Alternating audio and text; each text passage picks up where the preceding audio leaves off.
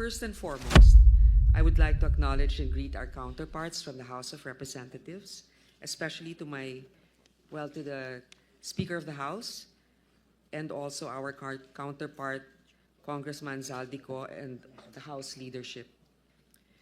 On the part of the Senate, let me state for the record the members of the Senate panel: Senator Cynthia A. Villar, Senator Ronald Bato de la Rosa, Senator Pia S. Cayetano, Senator Win Gatchalian, Senator Christopher Lawrence Bongo, Senator Lauren Legarda, Senator Amy Marcos, Senator Joel Villanueva, Senator Juan Miguel F. Zubiri, Deputy Majority Leader Senator Joseph J.V. Victor Ejercito, Deputy Majority Leader Senator Mark A. Villar, Deputy Minority Leader Risa Hontiveros, Majority Leader Senator Francis Tolentino, Minority Leader Senator Aquilino Coco Pimentel, Senate President Pro Temp Senator Jinggoy Estrada, Senate President Francis Cheese Escudero,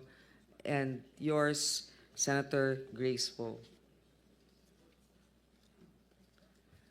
The Chair would like to acknowledge the presence of the Speaker of the House of Representatives, Honorable Ferdinand Martin G. Romualdez, and the House members of the House panel. Senior Deputy Speaker Aurelio Dong D. Gonzalez Jr., Deputy Speaker David J.J. C. Suarez, Majority Leader Manuel Jose Manix M. Dalipe, Deputy Majority Leader Jude A. Asidre, Deputy Majority Leader Neptali M. Gonzalez, Senior Vice Chair Stella Luz A. Kimbo, Vice Chair Jose Joboy S. Aquino, Vice Chair Raul Angelo Gil Bongalon, Honorable Romeo M. Akap, Honorable Leandro Jesus F. Madrona, Honorable Michael John R. Duabit, and Minority Leader Marcelo C. Libanan. Marcelino.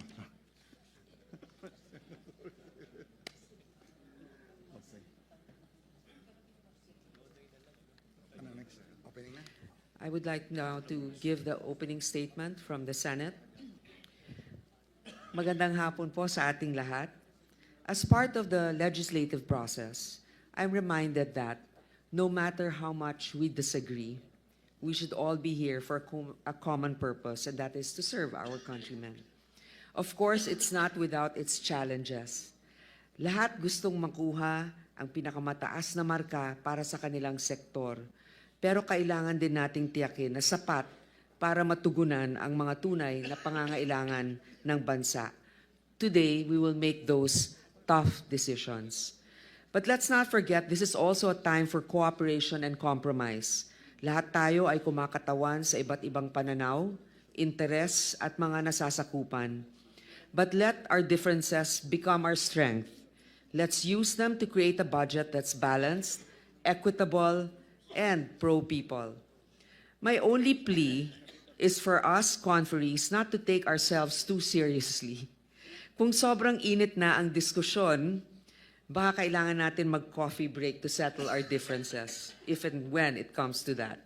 Lastly, I want to thank everyone here, from the members of both chambers to our hardworking staff who have been burning the midnight oil to get us to this point.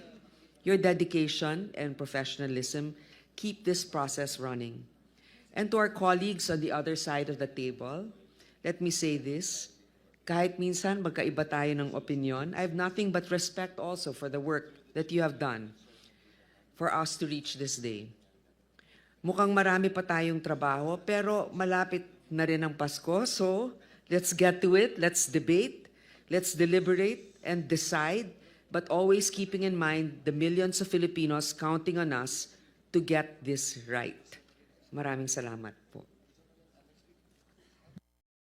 On us to get this right. Maraming salamat po.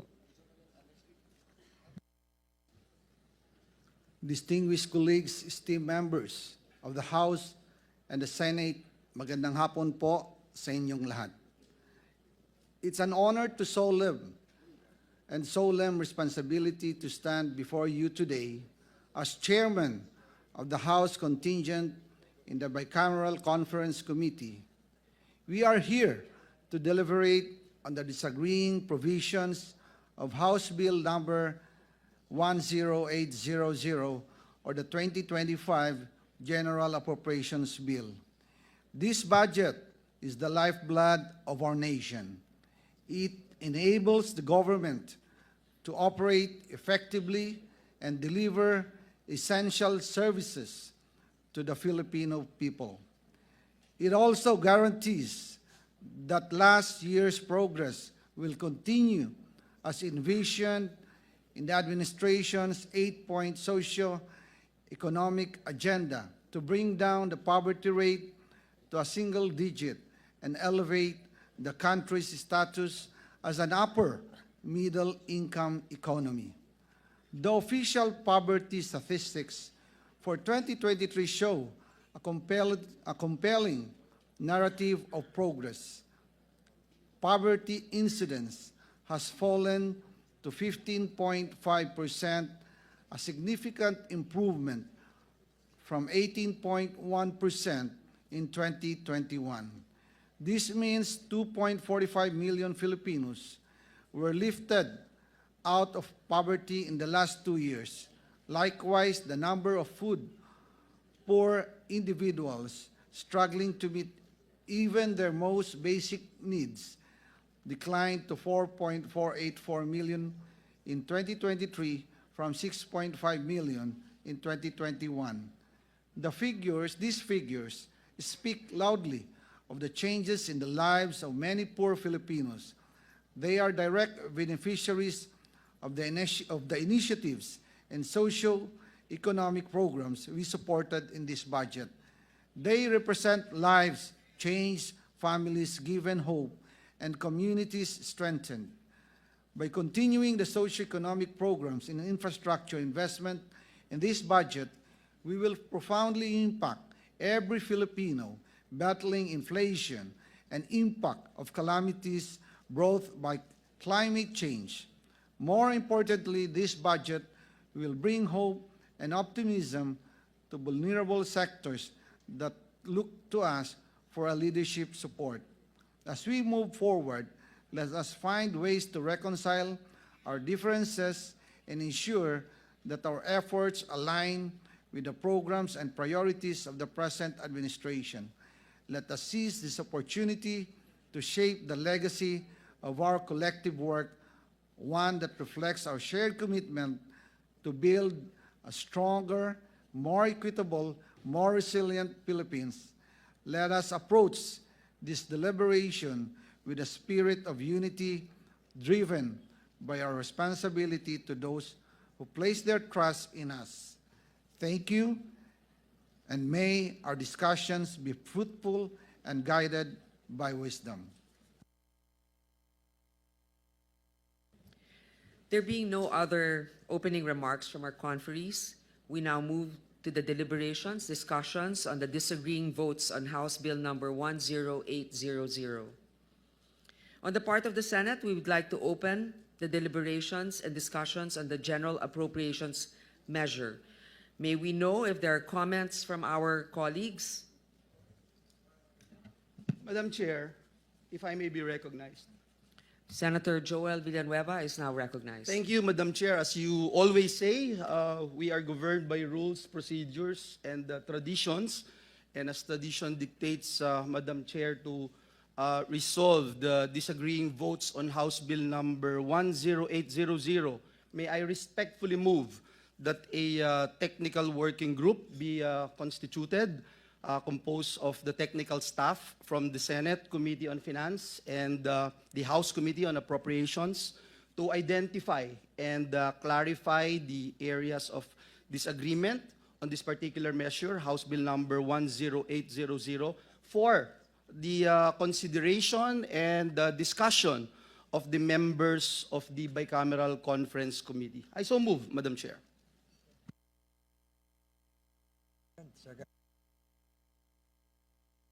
I second.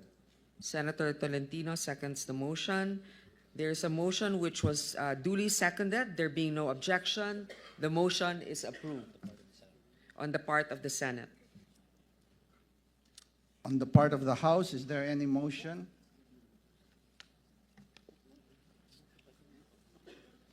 Yeah, on the part of the House, is there any motion or comment from the, or objection?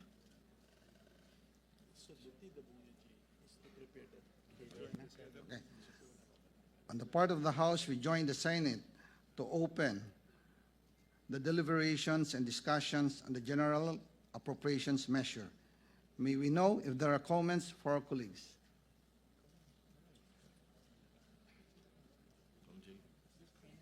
Mr. Chairman, may I please be recognized? Mr. Chairman, on the part of the House, I move that we adopt the same motion of the Senate panel to constitute a technical working group composed of the Committee on Appropriations officials. I so move, Mr. Chairman. Second, Mr. Chair.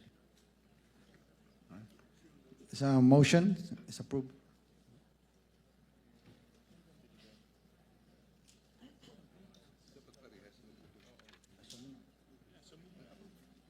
So there's a motion which was duly seconded. There being no objection, the motion is approved. Thank you very much, Your Honor, our dear colleagues, for the trust you have placed in Chairman Ko and myself. We will make every effort to fulfill our responsibilities to the best of our ability.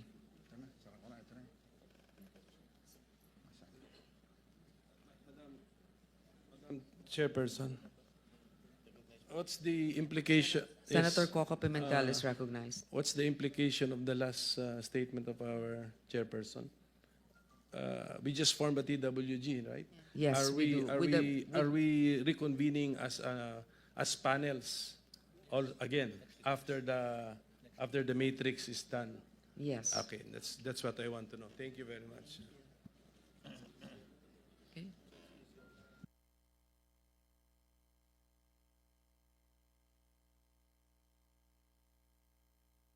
Madam Chair. Senator Risa is recognized. Salamat, Madam Chair. Dagdag po dun sa kinlarify ni Minority Leader of the Senate. So, ibig pong sabihin, pagkatapos buuin ng Joint Technical Working Group natin ng House, ay pag-aaralan ulit natin full panel to full panel yung disagreeing provisions. Tama po ba, Madam Chair? Yes, there are Salamat just a po. few disagreeing provisions, and it's good that we can work it together with the technical working group. Salamat po, Madam Chair. Okay. Madam Chair. Senator Madam Bato Chair. de la Rosa is recognized. Yes, thank you, Madam Chair. May I respectfully manifest that after this, before we sign the BICAM report, please give us enough time to read over again and check for everything, Madam Chair, before we sign. Para hindi tayo magmukhang tanga after signing, Madam Chair. Yes, Senator de la Rosa, this has been the commitment of your Chairman of Finance as well as our Senate President. So you will be given, all of us will be given ample time to review the final version before we sign. Thank you, Madam Chair.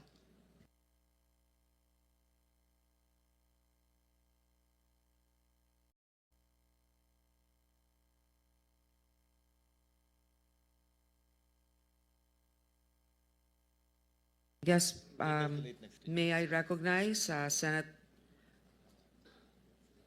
President Francis Escudero or Speaker Martin Romualdez for any remarks?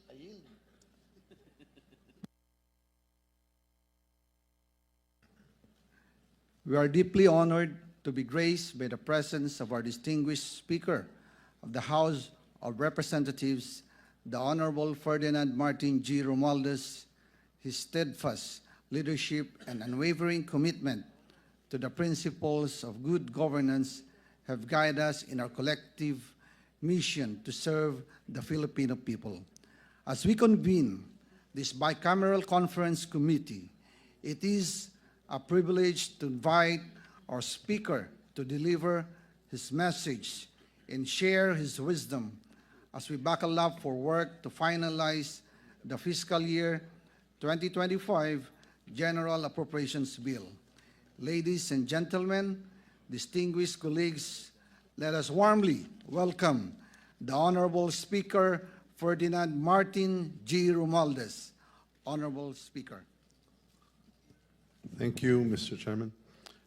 Good afternoon to my esteemed colleagues at the Senate, led by the Senate President, Senator Francis Chis Escudero, Senator Jinggoy Estrada, Senate President Pro Tempore, and of course, Chairperson of the Senate panel, Senator Grace Poe. To my fellow colleagues from the House of Representatives, partners in public service, today, we're here to iron out the differences between our both houses' versions of the 2025 General Appropriations Bill, a budget that has the power to either improve or disrupt the lives of millions of Filipinos. This is no ordinary task. We are not just crunching numbers. We're crafting solutions to real problems faced by real people every single day. In the House, we've worked hard to ensure that our version of the budget reflects the priorities of the Filipino people. We focus on what's urgent, keeping food prices down, creating jobs, making healthcare accessible, improving education, and ensuring disaster preparedness. I'm sure our counterparts in the Senate share these same ideals and goals.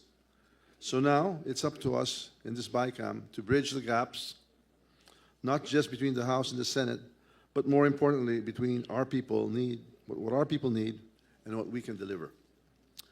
This is where we prove that we're capable of working together, not just as representatives of our respective chambers, but as leaders who genuinely care about the future of our country. We may have different approaches, but the outcome must be the same. A budget that works for everyone, from farmers in the rural provinces to workers in the urban centers, from small business owners to young students dreaming of a better life. Let's keep things practical and straightforward. We don't need to overcomplicate this. Let's focus on what will make the biggest difference for the Filipino people. The programs that matter, the services that they rely on, and the investments that will move this country forward. Those should be non-negotiable. We're all here because we've been trusted with a responsibility. Let's live up to that trust. Let's have honest, productive discussions. Let's find the common ground that puts the people first. We owe it to every Filipino who wakes up every day trying to make ends meet, hoping that their government has their back. Let's give them a budget that says, yes, we hear you. Yes, we care, and we're doing something about it. I know we can get this done, and I know we can do it right. So let's get to work. Thank you, and good day. I would like to recognize our Senate President, Senator Chis Escudero, to give his closing remarks. Speaker Martin, Senate President Pro Tem Jinggoy, Majority Leader Francis, and Chairman Grace, and members of the Senate panel, Chairperson Zaldi, and members of the House panel, Majority Leader Manix, isa po maganda at pinagpalang hapon sa ating lahat. It has been said, governance is about allocating scarce resources. If we are able to allocate scarce resources, then that means we govern properly.